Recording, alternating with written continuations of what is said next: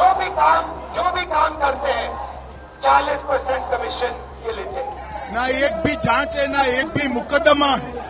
किस प्रकार से ऐसे निराधार आरोप पर जनता विश्वास है? कर्नाटक में विधानसभा चुनाव है और चुनाव में कांग्रेस बीजेपी दोनों अपने अपनी ताकत झोंक रखे हैं। लेकिन इस बीच सबसे ज्यादा चर्चा में है बीजेपी को छोड़ कांग्रेस का हाथ थामने वाले कर्नाटक के पूर्व सीएम जगदीश शेट्टार, जो कभी बीजेपी के खास हुआ करते थे, वो अब कांग्रेस के साथ हैं। ऐसे में एक सवाल है कि आखिर शेट्टार बीजेपी छोड़कर कांग्रेस में क्या चाहते हैं? क्या शेट्टार कांग्रेस की नैया को पार लगाएंगे? लेकिन इसे समझने से पहले जगदीश शेट्टार को लेकर राहुल गांधी ने जो दावा किया है उसे जान लेते हैं। 24 अप्रैल को कर्नाटक में एक रैली को संबोधित करने के दौरान राहुल गांधी ने जगदीश शेट्टार को लेकर बीजेपी को आड़े हाथ लिया। राहुल गांधी ने दावा करते हुए कहा कि जनता को पता है कि जगदीश शेट्टार को बीजेपी ने टिकट क्यों नहीं दिया, क्योंकि उन्होंने 40% कमीशन नहीं खाया। उन्होंने कहा कि अगर भ्रष्टाचार नहीं किया तो बीजेपी टिकट नहीं देती।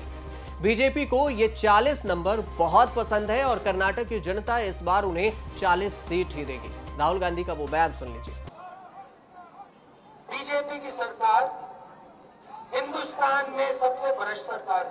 40% कमीशन कम से कम ये लेते हैं। जो भी काम करते हैं 40% कमीशन ये लेते हैं। जब शेट्टर जी बोल रहे थे, मैं सोच रहा था इतने सीनियर नेता को बीजेपी ने टिकट क्यों नहीं दिया? कर्नाटक में बीजेपी को उन्होंने खड़ा किया, क्या कारण है कि इनको बीजेपी से निकाल दिया? उन्होंने कहा मेरे बारे में कोई टेप नहीं है, मैंने कोई भ्रष्टाचार नहीं किया। इन्होंने भ्रष्टाचार नहीं किया इसलिए इनको टिकट नहीं मिला। मतलब इन्होंने 40% नहीं खाया,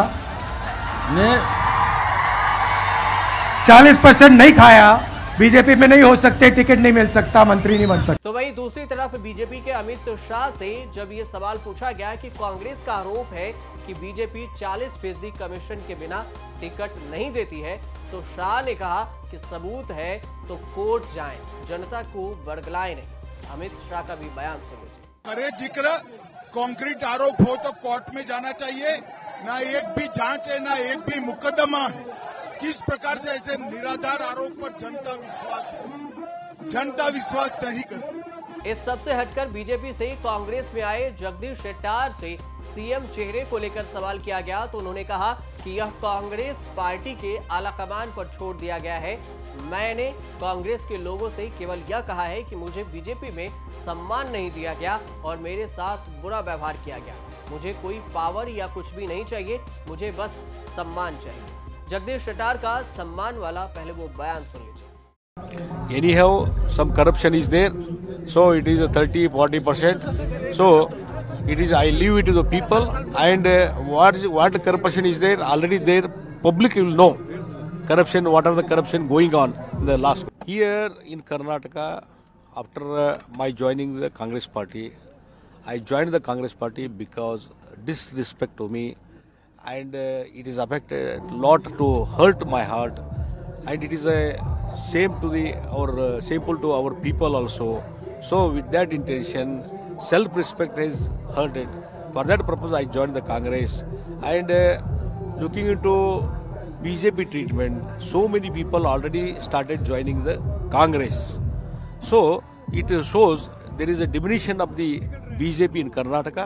It is an upgrading of the Congress party. According to my analysis, Congress party will get the clear measure. कोई लॉस नहीं होना है। जगदीश शेट्टर स्वयं चुनाव हारेंगे। हुबरी ने हमेशा भारतीय जनता पार्टी को वोट दिया है, हुबरी ने किसी व्यक्ति को नहीं दिया है। और भारतीय जनता पार्टी का कार्यकर्ता एक मुस्त है, एक झूठ है, और हुबरी के अंदर निश्चित रूप से भारतीय जनता पार्टी चुनाव जीतेगी। आपको बता दें कि बीजेपी से कांग्रेस में आए जगदीश शेट्टार को पार्टी ने उनकी पारंपरिक सीट हुबली धारवाड़ सेंट्रल से टिकट दिया है। कांग्रेस में आने से पहले शेट्टार को बीजेपी ने विधानसभा का टिकट नहीं दिया था, जिसके बाद नाराज शेट्टार को बीजेपी की तरफ से पार्टी अध्यक्ष जेपी नड्डा, गृह मंत्री अमित शाह और कई केंद्रीय मंत्रियों ने मनाने की कोशिश भी की थी। बीजेपी ने उन्हें दिल्ली में बड़ा पद देने की पेशकश की थी, लेकिन शेट्टार ने इसे इनकार कर दिया। बीजेपी भले ही कहे कि उसे शेट्टार से नुकसान नहीं है, लेकिन कहीं न कहीं बीजेपी को नुकसान जरूर हो सकता है, क्योंकि बीजेपी और कांग्रेस दोनों अपना दम लिंगायत समुदाय पर दिखा रही है और शेट्टार भी लिंगायत समाज से है। तो ऐसे में सवाल ये भी उठता है कि आखिर कर्नाटक में लिंगायत वोट अहम क्यों है? लिंगायत समाज को कर्नाटक की अगड़ी जातियों में गिना जाता है। माना जाता है कि कर्नाटक में लिंगायत समुदाय की आबादी 18% के लगभग है। उत्तरी कर्नाटक के जिलों में लिंगायत समुदाय का एक तरह से एकाधिकार है और कर्नाटक की 224 विधानसभा सीटों में से 110 यानी कि लगभग आधी विधानसभा सीटों पर लिंगायत समुदाय की जीत हार का फैसला करता है।